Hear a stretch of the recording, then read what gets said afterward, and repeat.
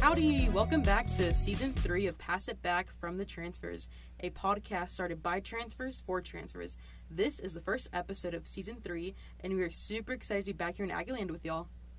This podcast was launched last year as part of the Transfer Student Program, a resource established for transfers to become better accustomed to Texas A&M. Every week, this podcast will be your number one resource for better acclimating to Texas A&M, and we will discuss topics such as struggles, campus resources, experiences, and so much more. I'm Bren Mancera. I'm Kendall Carmen. And I'm Alejandra Hernandez. This semester, we're going to be doing things a little bit different, and we have a few different mentors joining us on this podcast.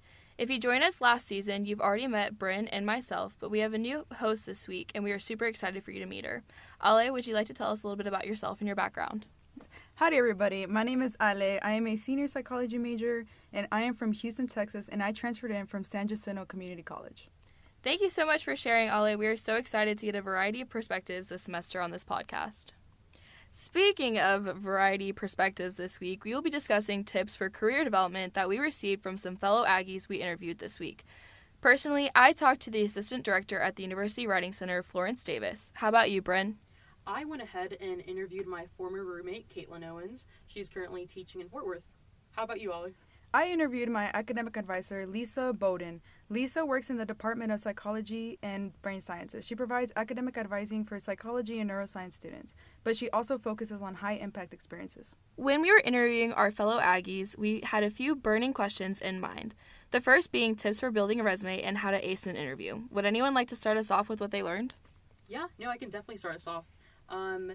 So when I interviewed my former roommate, Caitlin, one of the biggest things she told me is to keep your resume to one page. So that means selecting your extracurriculars, your jobs that are most relevant to the job you're applying to, and then just making sure they're like one page. Because she did mention that when she was going through career fairs, like, people don't want to see like a 2-page, 3-page, 4-page resume. Like, they have so many applicants. They just want to get the information as quickly as they can, as possible. And another question that I went ahead and asked her was, what do they look for in an applicant? And then she mentioned that one of the biggest things they look for is qualifications that they list on their applications. And she said they look at your experience, skill level, and things you exceed at. So I definitely think that was a big takeaway, just being prepared for what they're looking for. You want to meet their needs and make sure you're qualified for the position. And then I went ahead and asked her for some interview tips, which, as we know, college students, we all need those. Going through so many interviews. The biggest one she gave me was practice, which I do agree with. I'm someone who does get nervous sometimes. I am known to stutter my words, so it definitely does help to sit down, talk to yourself in the mirror if you have to, pull out your selfie camera, talk to yourself in the video if you have to, but definitely a big one. Then after that, she said to do your research on the company, just to get to know them, get familiar with the job description, and just, like I said earlier, record yourself and just play back if you need it. But yeah, I definitely think those are just some really good takeaways, and I'll definitely be using them in the future when I start applying for jobs. So Florence from the Writing Center also said similar things about preparing for an interview with the job description in mind and doing research on the company and on who's interviewing you.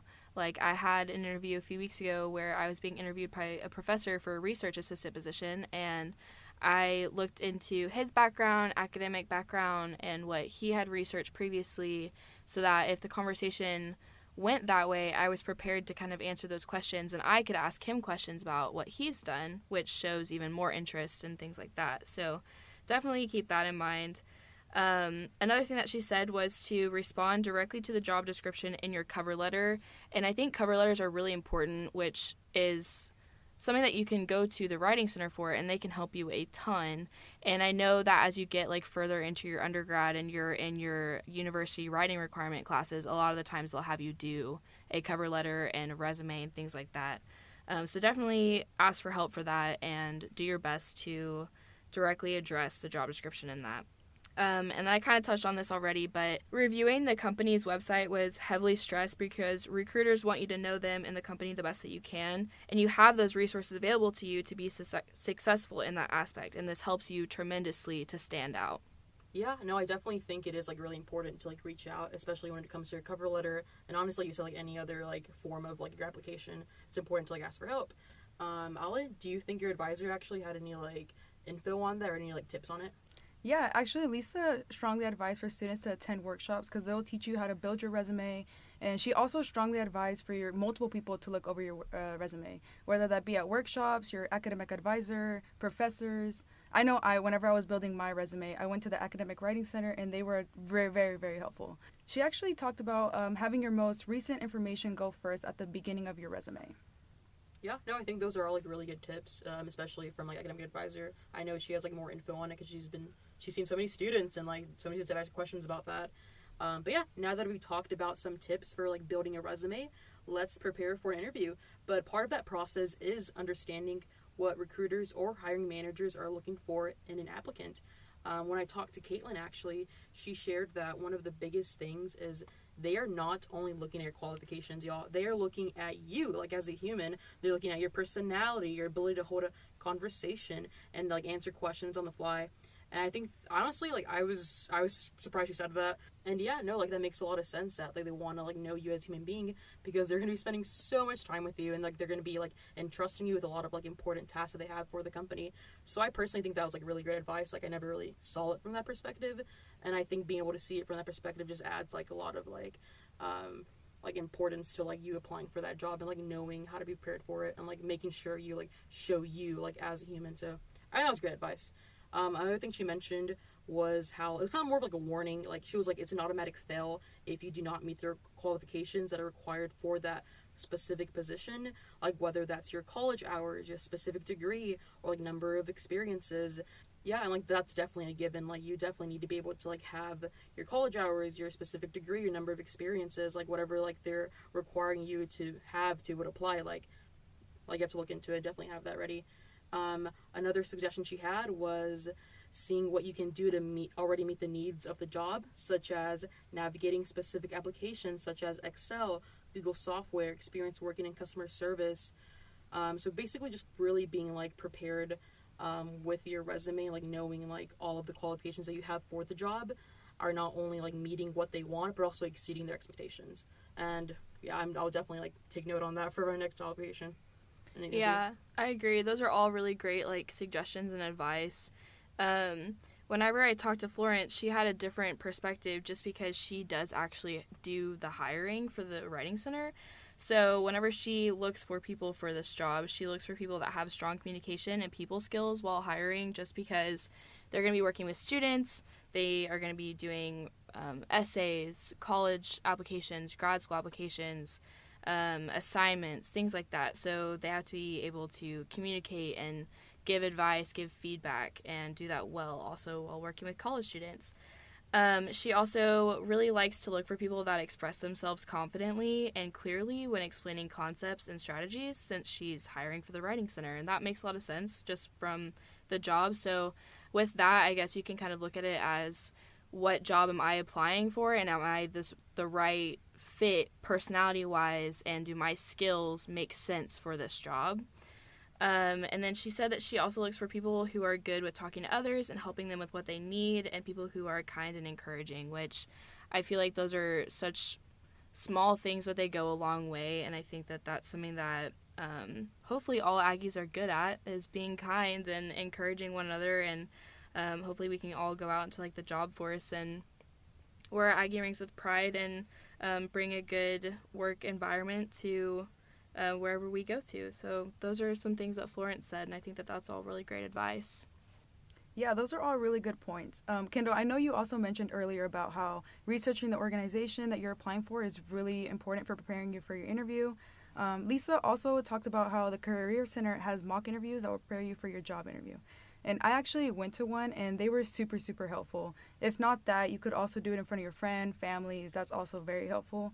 And like you mentioned earlier, Bren, practice makes perfect. So practice, practice, practice. Lisa also mentioned that it's a really good idea for applicants to ask follow-up questions in interviews. It not only lets the hiring manager know that you're prepared, but in a way you're also interviewing the company to see if they're the best fit for you. Yeah, no, I definitely think those are all great points on your advisor's part. I definitely think those are really good pointers on like what companies and hiring managers are looking for. I think we all gave like really good tips on like things we should follow. But like speaking of companies, a really big way to like get to know like all the companies like in your area or any cities or towns you're planning on going to is career fairs. And A&M actually has quite a few career fairs, y'all. We definitely have a lot for you to go to. But speaking of career fairs, there are some important things you have to be prepared for and like just to take. And two of the main things you do want to accomplish when you're at a career fair is your portfolio and your appearance.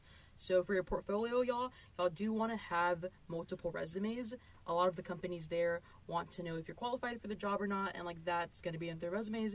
So definitely print out, and I mean a lot, like print out a good like stack of them and just be ready to like hand them out to a lot of companies there and like hiring managers.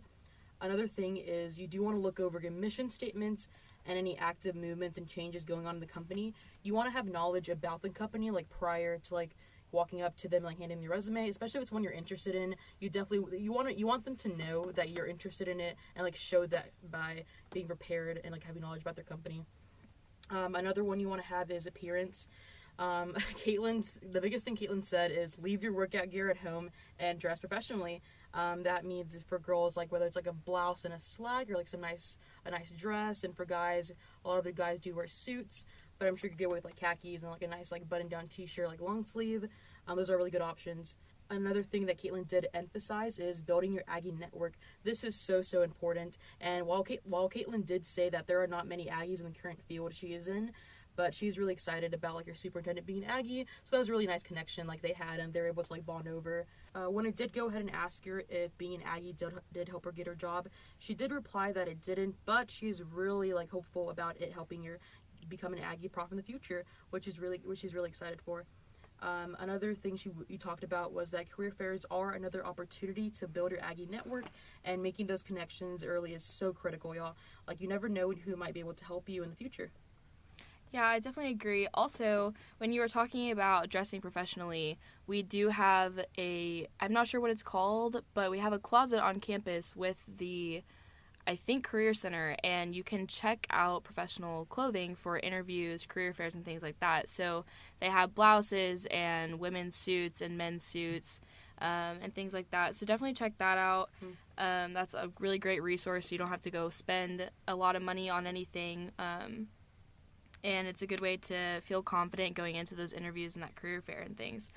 Whenever I talk to Florence about career fairs, she really heavily emphasized fine-tuning your resume to your industry standards. So, for example, you wouldn't take a marketing resume to a STEM job, because your marketing resume is going to have more license for creativity and design and things like that. But for a STEM job, you may want it to look a little bit differently. You need different experiences on there and things like that. So just make sure that when you're handing a resume to a company that it's tailored to that company. Another thing that she said was to look at a resume from a recent grad in your discipline, which you can reach people through the Aggie Network website through the association, which is another great resource that A&M has.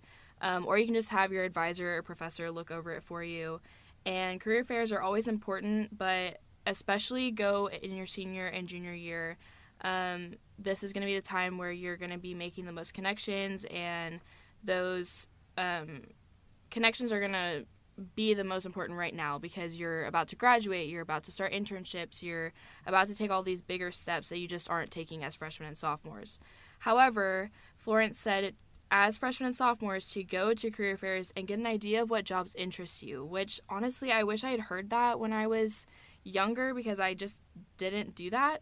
But whenever you go as a freshman and sophomore, you can kind of get an idea of what jobs interest you, so you can tailor your academic career towards what you want to do in that specific area. So I think that's a great piece of advice that I feel like not a lot of people hear. And then finally, she said to really use the University Writing Center and the Career Center for help. These are great resources that'll help you review your resume, cover letters, help you prepare for interviews and career fairs, help you apply for grad school, professional school, whatever it may be. So just really take advantage of the resources that A&M offers, because they're here for you. They're included in your tuition. There's no extra fees going to them. So definitely just try and go and make the time to do so, because all of those people are there to help you and to help get you where you want to be. Yeah, I like how you mentioned about going on your freshman year to the career fair, because my advisor actually also suggested going to the career fair your freshman year. It not only helps you learn how to converse, but how to dress and have a great resume. Going back to how to dress, she did mention dress for success. She suggests walking around the first time you go to get an idea of what to expect. And from there, you can how to build your closet and what is expected. Yeah, I definitely think those are really good pointers to like keep in mind when you're going to career fairs and trying to get internships from companies. And speaking of internships, let's move on to talking about how to get internships and why they're important. Ale, can we start off with you? Do you have any tips on internships and building them? Yeah, I do. So when it comes to exploring internship opportunities, Lisa really said that hands-on experience is more important than academics alone. So using the Career Center and talking to your advisors are great resources to find internships that fit best for you. And your goals. So asking professors may also be really helpful. I know when I was looking for internships, I was asking for where I can find research experience, and that's actually how I ended up finding mine. Yeah, no, I definitely think those are good tips, and especially the professor one. Caitlin actually mentioned that like exploring internships through people is so important. Like she said, you'd be surprised by the networking you have through like friends, family, and colleagues, which makes sense. Like we have an Aggie network, so like definitely use that to your advantage, and like talk to these people, reach out to them, like ask them these questions. Another thing she mentioned was that internships do help companies see your work ethic, experience, and being a path to like possibly getting a job with that same company you're interested in. So I definitely think that's a really good tip, like just having internships like on your resume so they can see like where you've worked and like they can see like what you've done, your work ethic, especially when you like are able to like get recommendations from the people you interned for. When I asked her about like where's the best place to get internships, she did say Job for Aggies, and I agree with that one. If you go on Jobs for Aggies, y'all, you will find so many listings on internships, part-time jobs. That's actually how like ended up being probably a TSP mentor, was looking at Jobs for Aggies. So I definitely recommend going ahead and check it out. That's a really great one. Yeah, I agree with everything that y'all said, and all of those are really great points. And I definitely think that just talking to your professors and advisors, just let them know that you're interested in an internship, and they can kind of guide you to where you're supposed to go, what you're supposed to look for, and the best ways to get into a position for an internship and to set you up for success. So yeah, no, I definitely think that's important, especially like you said, like reaching out and like just like asking for help. I mean, there's no harm in asking for help. All right, y'all. Well, thank y'all so much for tuning in and listening to all of our tips on how to reach a successful future. After this podcast has aired, if you're interested in learning more about any of our resources we have discussed or the tips we shared, a deep dive will be posted on the Transfer Student Program website. This is essentially a PDF document that goes into further detail about our resources we have discussed today and some that we didn't have the time to cover. With that being said, we have this really awesome opportunity for y'all to win some TSP swag. So all you have to do is send in any question that you have about preparing for the future and your favorite tip that you learned from this episode. And you can send in your response to tsp@tamu.edu. And we look forward to hearing from you guys. Thank you guys so much all for listening. We hope you enjoyed this week's episode of Pass It Back Podcast. And don't forget to tune in for next week's episode of where we'll be discussing some of our favorite books, how we manage to fit reading into our busy schedules, and tips of how to read more. With that being said, thanks and giggle.